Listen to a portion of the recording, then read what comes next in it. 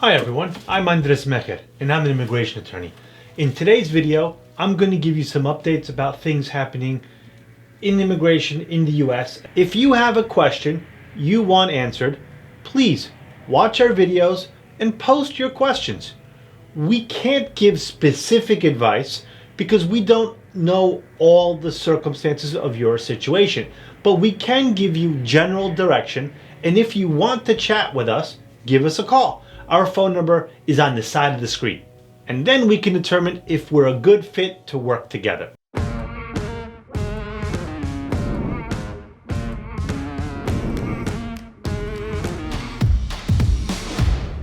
My name is Andres Mecher. I'm an immigration attorney and an immigrant. I moved to the US as a child from Chile. I didn't speak English, and I learned from watching Sesame Street. I and my family went through what many of my clients experienced before they worked with me. We hired an attorney. They didn't do squat. We paid them $5,000 and they never did what they were supposed to do. We had to figure out the immigration system ourselves. I got my green card and my citizenship, but not all of my family were so fortunate. It was stressful and took longer than it should have. But I became an immigration attorney so that I could be the type of attorney I wish my parents had. One who took away the stress of the process and helped them reach their immigration goals, even when others said it couldn't be done. If you like these videos, please subscribe to our page and follow it. We really appreciate those who like, share, and comment. The more people we can help, the happier we are. 2 bits of bad news. One, you probably already know that on December 31st, 2020, President Trump extended the travel ban through March 31st, 2021. What does this mean and who does it impact? I'm so glad you asked. In April of last year, 2020, does that feel long ago for any of you? Sure does for me. Trump put a travel ban in place. He claimed this was done to protect America from COVID, as well as to protect American workers and jobs. He put broader restrictions in place in June. It was obvious to everyone that this was only an attempt to stop legal immigration, and it has worked. I've talked about that diversity lottery and fiancés who are frustrated that the process they have paid for has practically stopped, and they have no idea when or if they will ever get a visa. I understand how incredibly frustrating this is for everyone concerned, the US citizen as well as the immigrant. Do I think Biden will end it? Yes and no. Obviously, there are issues with COVID still very much impacting our country and the world.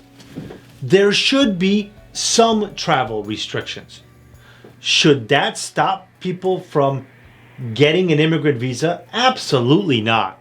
Do American employers still need workers that they can't get here in the US? There's no question that they do.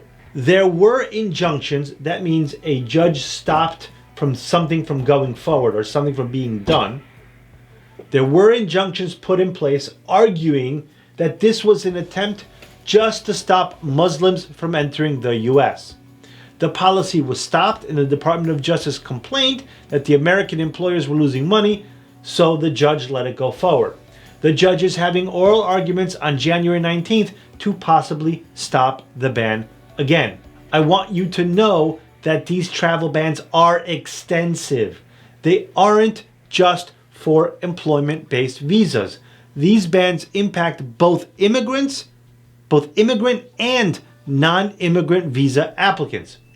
If you were intending to enter the US as an immigrant, that means you wanted to stay here permanently, and you did not have a valid visa as of April 23rd, 2020, you cannot now enter the US because of these bans. Let me tell you some of the people that this affects. For employment and school-based visas, including au pairs and others at camps, it prohibits entry into the US of visa holders with H-1B, H-2B, L-1, and J-1 visas. It also impacts adult children of green card holders and U.S. citizens. So adult children of U.S. citizens, not U.S. citizens. Parents of green card holders and citizens. So adult filed for their kids, parents filed for their parents, and spouses of green card holders, just to name a few. There are some limited exceptions. Spouses and unmarried children under the age of 21 of U.S. citizens and foreign nationals, their spouses and their children under the age of 21 applying for an EB-5 immigrant visa are all exempt. Basically, if you're investing, if you had invested $500,000 to $1 million, or now it's $900,000 to $1.8 million, you're exempt and you can enter. But just about everybody else is screwed. And now, on to a little more bad news. I'm sorry, this one's even worse. And I hope that President Biden overturns it within a short time of entering office. Throughout the last year, we talked about the new public charge policy. What it was, what are the requirements, who it affects. It was started, it was stopped by a court, started and stopped and started, back and forth. Right now, it's not being implemented. The public charge said that people had to be able to support themselves if they came to the U.S. That is nothing new. But the way it was written and was going to be implemented, it seemed to be a way for President Trump to make immigration harder and based on personal wealth.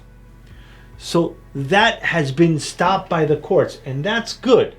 But this other part didn't get stopped, and a judge ruled just the other day that it can be implemented.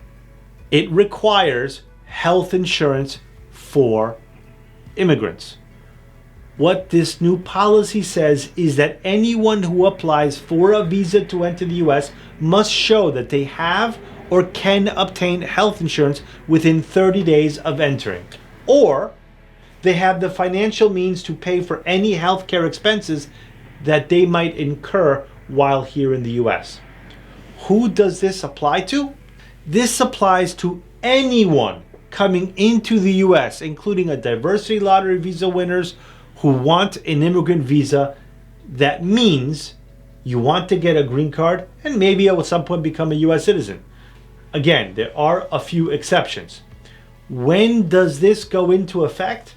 This is going into effect 45 days from the December 31st ruling, so about February 14th. Happy Valentine's Day. How will it impact immigration? We think this will have a big impact on immigration.